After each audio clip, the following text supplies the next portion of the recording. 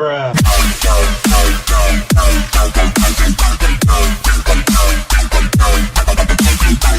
edition of Heel Yaz, Are You Afraid of the Mark? I'm Josh Ruckstall, and today we've got the infamous Steve Wilson. You might not know him as Steve Wilson. He goes by Osiris and Kongo Kong. Welcome, Steve. What's up, man? How's it going? It's going great. Thank you for being on the show. Thank you for having me. Glad to be here. So, I met you last summer with UCW in Halifax and Yarmouth, and I got to see some of your work. And for everyone that doesn't know you, you're a bigger guy at 6'7", 400 pounds is what you're billed at, and you know how to move in the ring. I was quite impressed. Yeah, I've always been agile, I guess. And then as I grew, it just never went away. I just kept trying to keep it, I guess. I was my favorite spot in your match was you got the guy in the corner, and then you did like a somersault into the corner on him, and that just blew me away. And I was looking at my buddy who was in the corner there, and he was just like, "Man, I was scared." Yeah, that move gets over everywhere. So yeah, why not? As a matter of fact, you see it in the WWE now. Yeah, for sure. And the other thing I was like astonished with is you're a heel when you're Kongo Kong, very much so. And the amount of fans that come and want their picture with you at intermission, which you don't normally see from a heel. Fans don't want to interact with the heels, but you had people lining up for pictures with you at these events. Is that a staple when you go out to shows? Like, is it just because of the strangity of your gimmick? I think that's exactly what it is because you don't see anything like what I do these days. And I think people are drawn to that, whether they cheer me or they boo me. It's something about the character, the mysterious side of it or whatever. They're drawn to it, and they everywhere I go, I'm able to sell T-shirts and sell pictures, and people love me for whatever reason. It's awesome. I'm not complaining. It was just astonishing. And the other thing that I love about what you do is you don't break kayfabe during that intermission. You're still Kongo Kong. If you have a manager that night, he comes out with you and he's like doing sign language or whatever to talk to you, to get you to do whatever that person wants.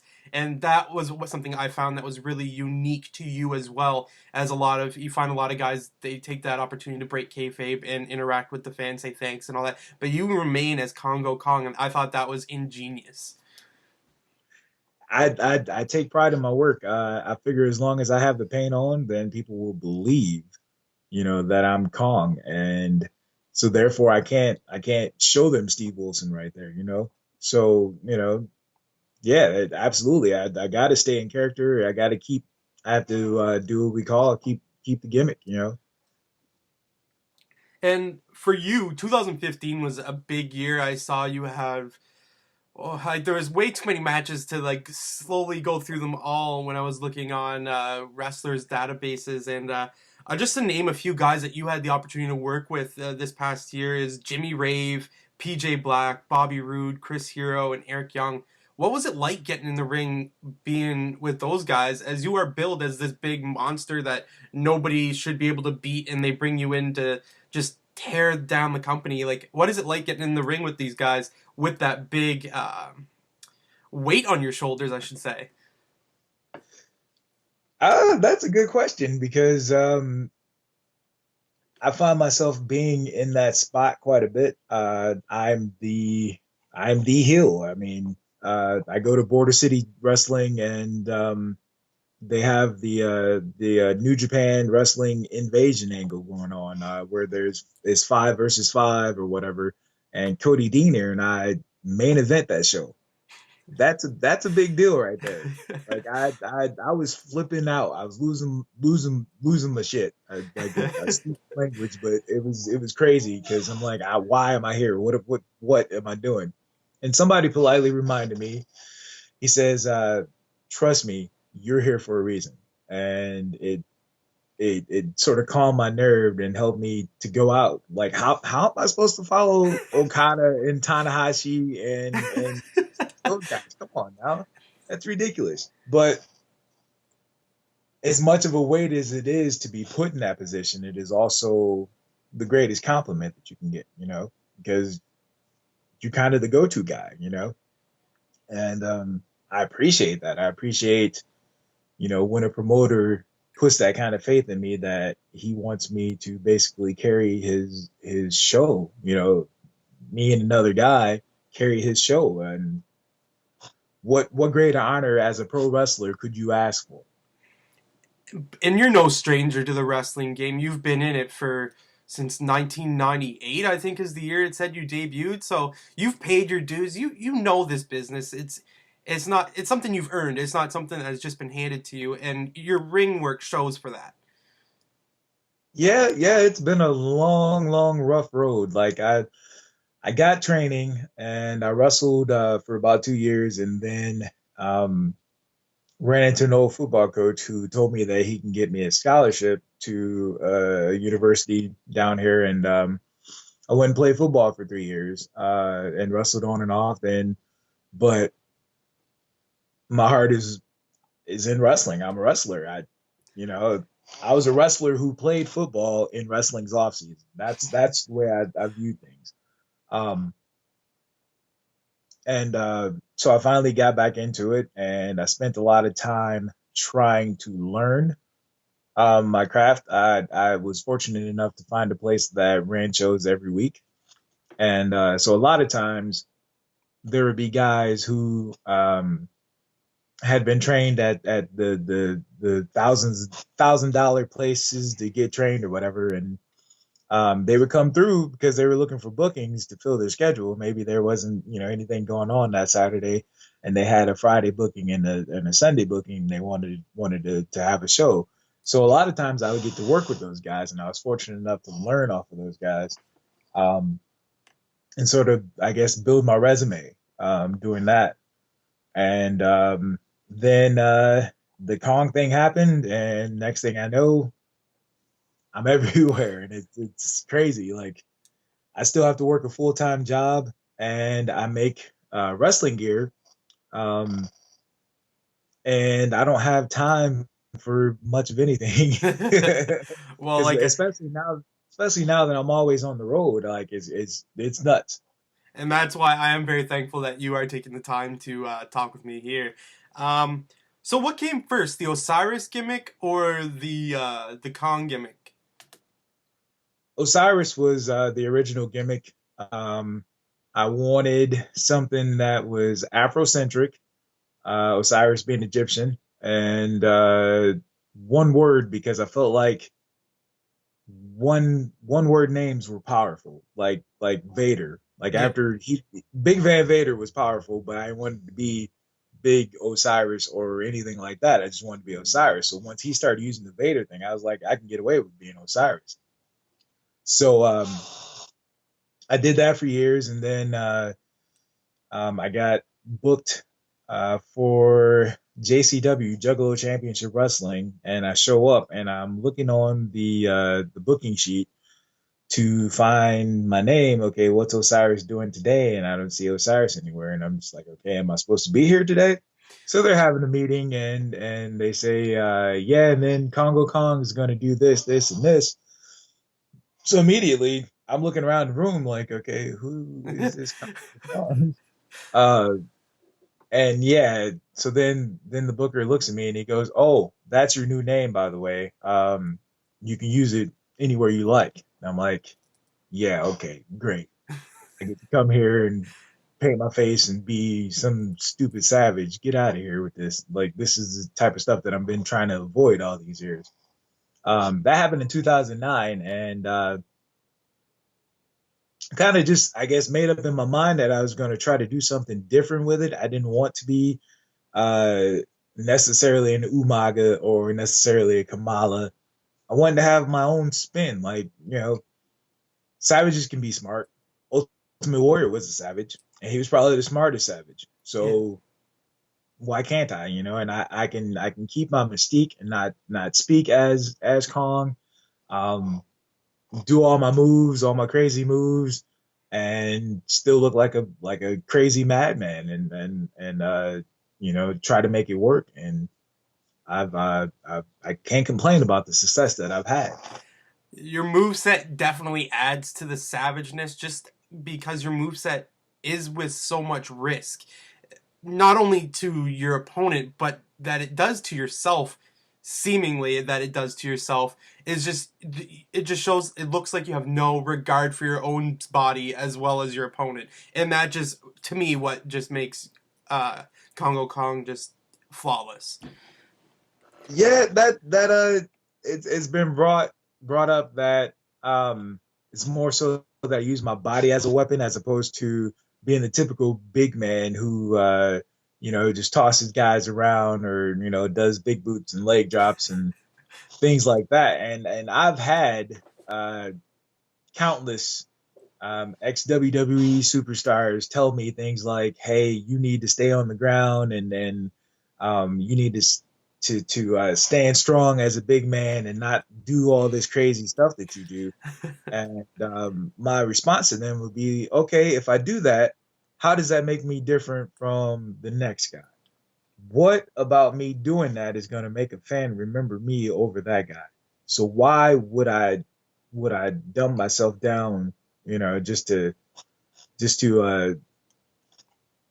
appease, your idea of what a big man should be?"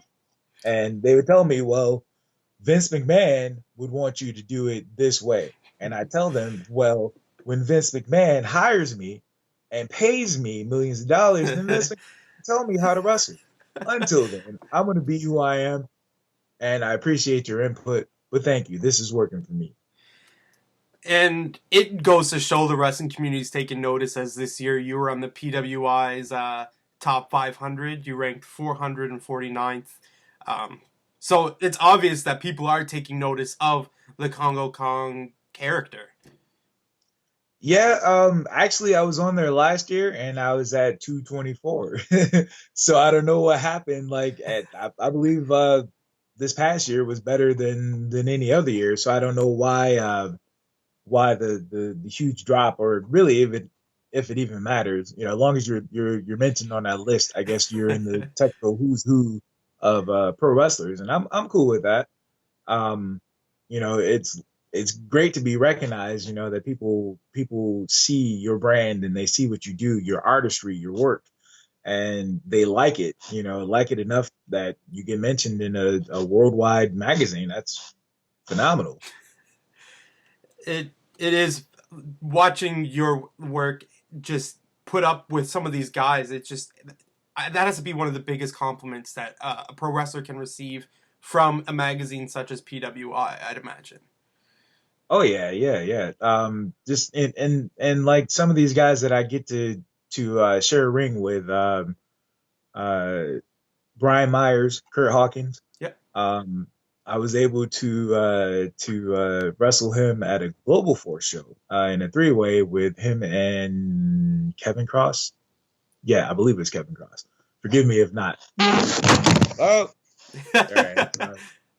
Phone slid. Um, um, and I sometimes Google myself because whatever. Don't judge me.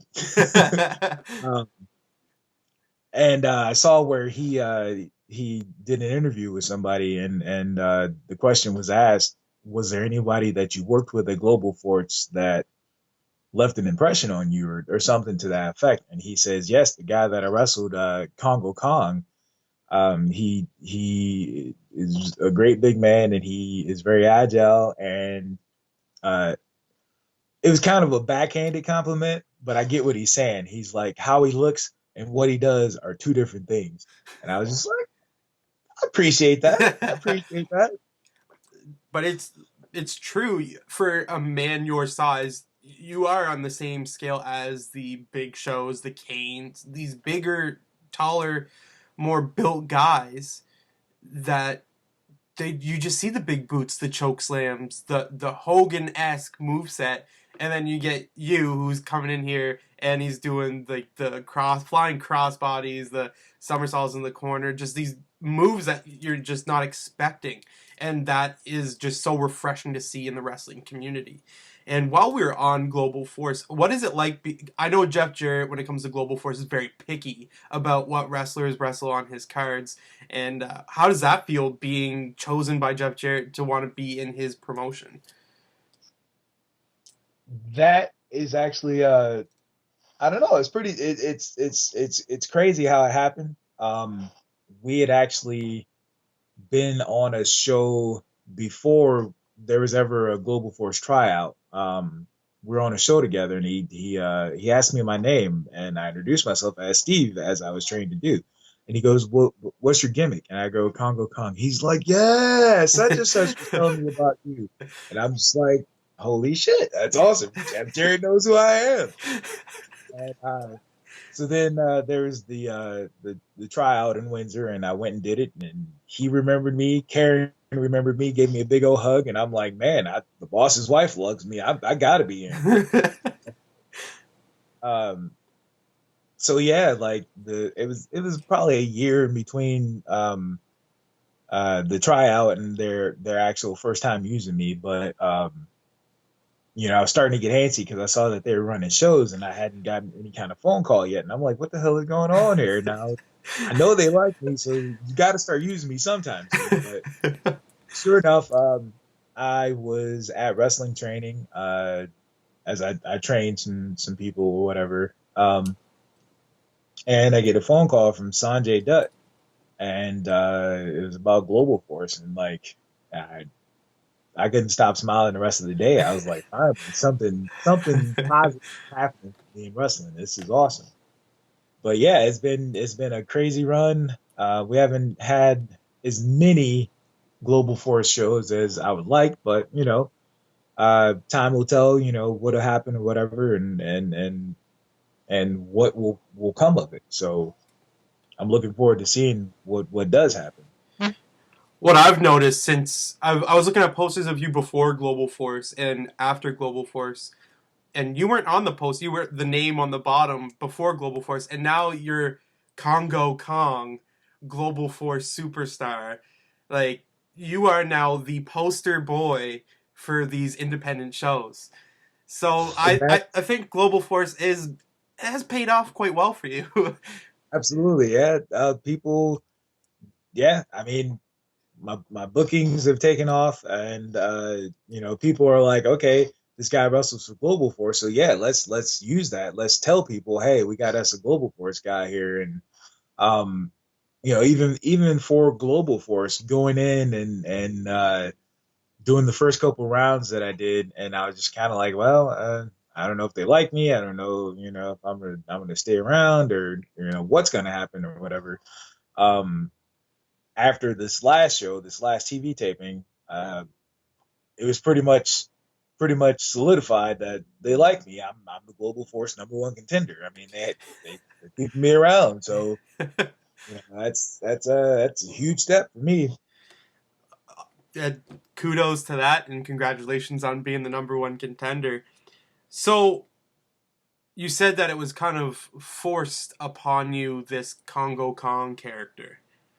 What inspired you to not only keep the character, because obviously it's not what you wanted, not what you foreseed yourself being as a wrestler, as a savage, but what did inspired you? Like, so who before you inspired you? You mentioned some Ultimate Warrior, Umaga, Kamala. Did you take all those guys into consideration when developing the character of Congo Kong? Yes, there's them, there's Vader, there's Undertaker.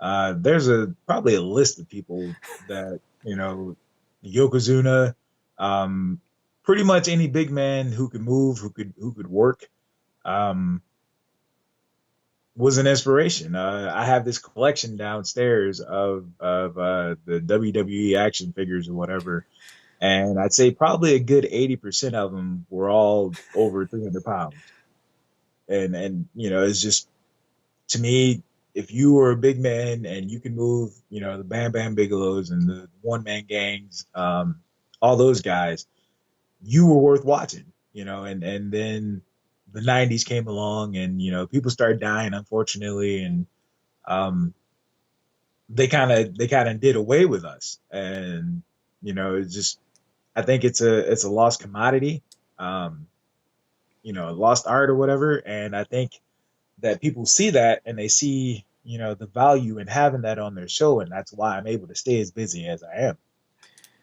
I 100% agree with you with the dying off of the bigger guy. We look at, well, WWE right now, and they're saying Kevin Owens is a bigger guy. He's not the mold. Because he's got too much weight on him or whatever.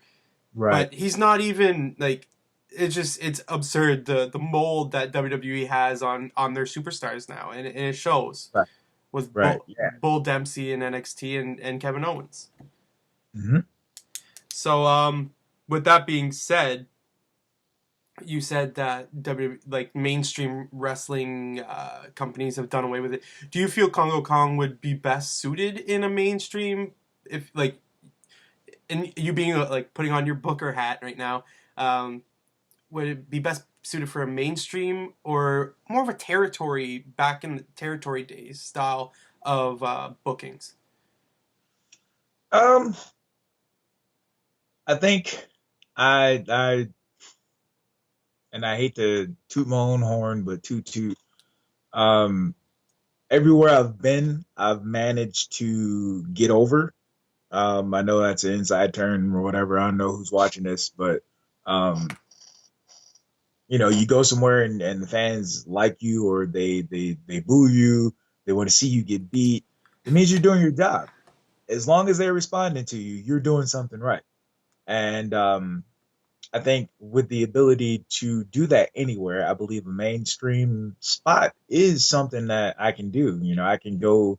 I should be able to go to TNA and feud with Abyss and maybe make some money for that company. I think people would pay attention to it just like they have for Global Force.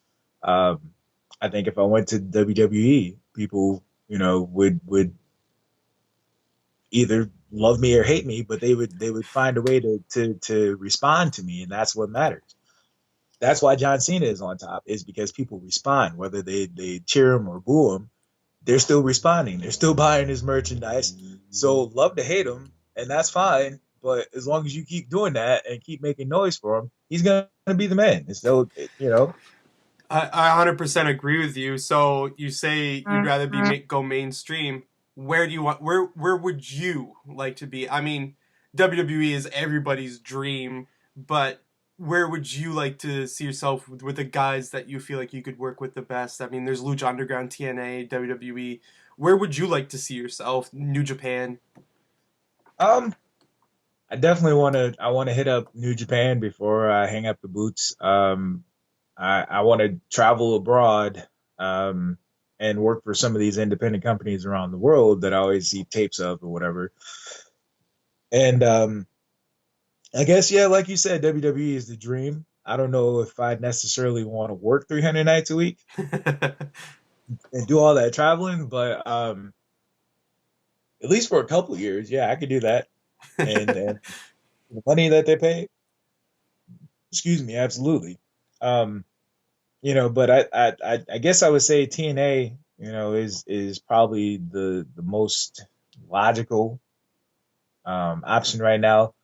If they could offer me a substantial, I guess not substantial, but enough for me to quit my regular job and live comfortably, I would love to go to TNA and wrestle there and be able to keep my independent bookings and do some of the other stuff like the gear making or whatever to make ends meet. But I think if they gave me a shot, and I think a lot of people wonder if my gimmick these days will work, which I wondered the same thing, but it's doing wonders, I guess. And I think if they gave me a shot, I'd be able to turn it around and make it work for them as well. That was probably one of the greatest answers I could have got. So my last question, well, not last question. I've probably got two more. when we were at UCW show, the final show, Ricky the Dragon hosted like don't want to say a powwow, but he hosted a meeting backstage after the show, going over the card, and you could hear a pin drop during that meeting. Was there anything that he said to you that you feel comfortable sharing, like that he said to you during that? Um, let's see. That was an interesting night.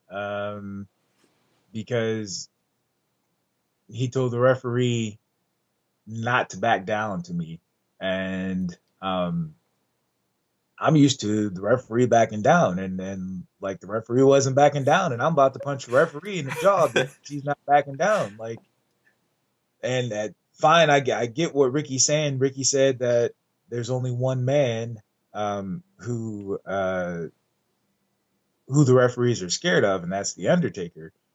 But the Undertaker isn't here. You have 6'6", 400 pounds or whatever I'm billed at, a large, scary man here, standing in the referee's face. I'm sure he's not going to be like, "Oh, Undertaker's scarier than you." So, no, man, come on now. That part was probably the only part I really disagreed with anything, and it kind of made it awkward for me as wrestling. For me to to be kind of ignored as a big man, I guess. And for Ricky Steamboat to say something like that, and I get it. Hey, Undertaker comes in the room. I'm all eyes and ears. I want to hear everything that man has to say. I want to learn. Sit at his feet. Please teach me, Mr. Undertaker.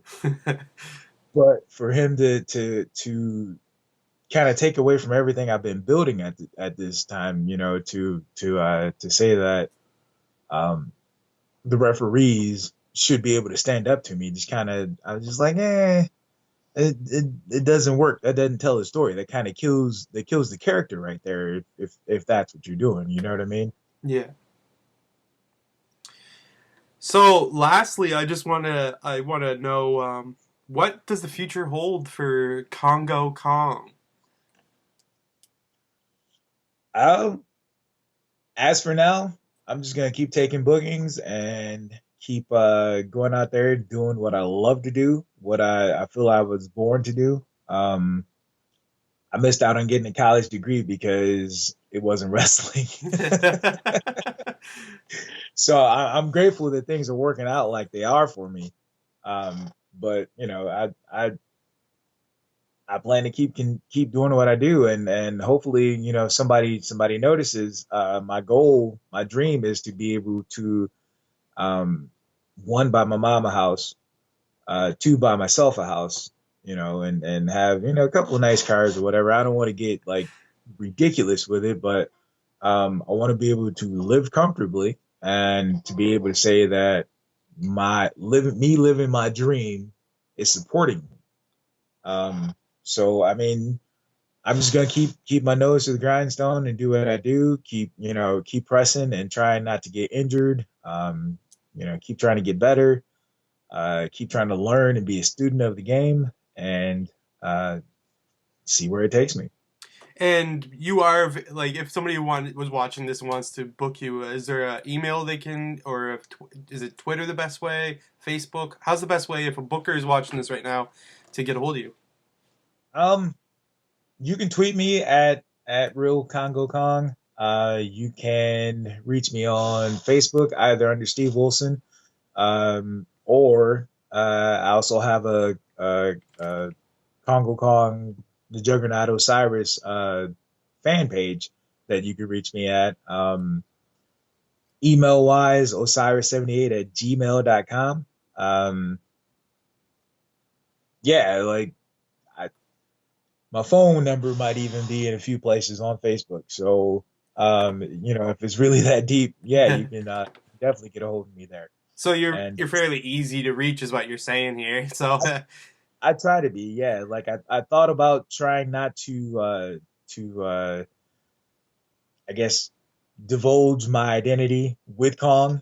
and maybe try to keep them separate. But I want people to be able to reach me. I don't want to miss out on those bookings. So it was a decision I had to make where I have to make myself accessible, and you know it's kind of just the nature of the beast, especially these days with so many media outlets and whatnot. So, is there any bookings coming up that you'd like to put out there as that are coming up? Yeah. This weekend I am in Lakeville, Indiana. Osiris will be taking on one of his Body Slam University students, Jorge Bravo. Then on Monday, the 15th, I will be in Florida somewhere. I'm not exactly sure the location. Uh, yeah, no, that's bad. Um, Wrestling for APWA. I can't even think of. I think it maybe American Pro Wrestling Association. Then the following Friday, I'll be in Chicago, Illinois, at AAW, where I will be tagging with the Monster Obis versus Russ Jones and Ryan Boz. The next day, we traveled to Terre Haute, Indiana, where for the first time ever, fans will get to see Kongo Kong versus the Monster Abyss. Yeah, yeah, it's pretty cool.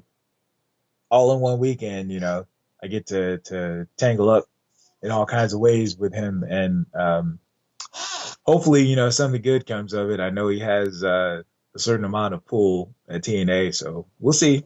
Who knows? Um, see. Oh, and then there's Funkified Wrestling Federation on the 29th and 30th in Warsaw, Indiana, and Valparaiso, Indiana. And those shows should be fun. Um, there's actually some co-promotion going on, so we'll get to work with some new faces and things or whatever with those shows. But yeah, you have a those are the dates coming up. you have a very busy next 2 weeks here with wrestling. As you were saying, this is what you do part time, as you have a full time job. So Yes, yes, you yeah, are very busy. yes, and I have the coolest boss ever. She tries to make sure that I get to go wherever I need to go, and that to me is huge because I would have had to leave there. Because yeah, there's no way I'm giving up wrestling for that job. I mean, I love that job. Don't get me wrong, but wrestling is my passion, so that's where I want to be. And I was talking with Earl Cooter this past week. It's up my first video, and that's what he was saying. The biggest message he had for aspiring wrestling fans is make sure you have a job that's flexible, that lets you follow your dream, and that's the big message he wanted to hammer home. And it's what you're saying here too. So you're just Right. reaffirming everything that he said, and it's good to get those little tidbits of knowledge from somebody who is living their dream. Absolutely. So once again, I want to thank you, and I would just can't thank you enough for taking the time out of your very busy schedule to sit here and just chat with me for the past 30 minutes. Absolutely. I appreciate you having me on, man. Would love to do it again sometime.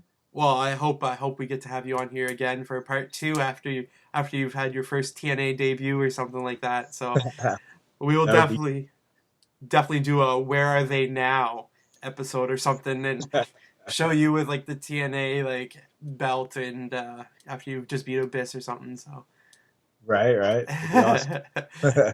well, thank you again. This has been episode 2 of our Heel Yeah, Are You Afraid of the Mark with Congo Kong.